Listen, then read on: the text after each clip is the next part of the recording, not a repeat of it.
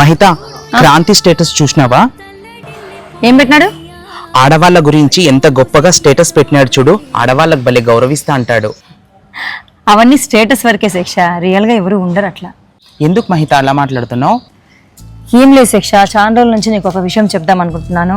అది చెప్తే నువ్వు నన్ను ఎక్కడ అపార్థం చేసుకుంటావని భయంతో చెప్పలేకపోతున్నాను. ఏంటి మహిత ఆ విషయము?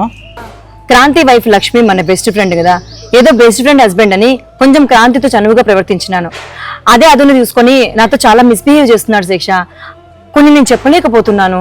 ఛీ, వాడు ఇట్లాంటోడా? ఇన్ని రోజులు నాతో ఎందుకు చెప్పలేదు మహిత నువ్వు? ఎవ్వరు నమ్మరు శిక్ష, వాడు పెళ్ళాంతో ఎట్లుంటారు తెలుసా? అబ్బా, అయ్యో ఏమైంది లక్ష్మి?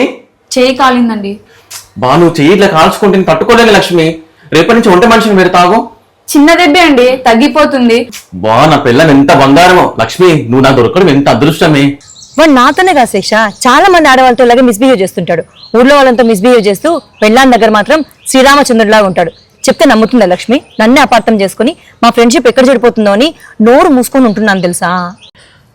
వాని నిజస్వరూపం ఈ రోజు లక్ష్మికి తెలిసేటట్టు చేద్దాం. నేను చెప్పినట్టు చెయ్యి నువ్వు. సరే,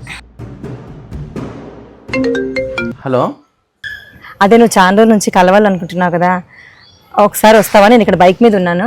ఎస్ ఇప్పుడు చిట్కలు వచ్చేస్తా. Hello Lakshmi. Mahita, hi darling. ఈ రోజు నా రిక్వెస్ట్ యాక్సెప్ట్ చేసావు నువ్వు. ఇక్కడ ఉంటే అందరు చూస్తారు మనల్ని. మనం వెళ్ళి ఒక రూమ్ బుక్ చేసుకుని వెళ్దాం పద, ఓకేనా?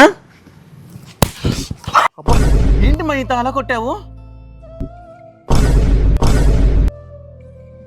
చూసినావు లక్ష్మి మీ ఆయన నిజస్వరూపము? మేము ఎంత చెప్పినా కూడా నువ్వు నమ్మలేదు.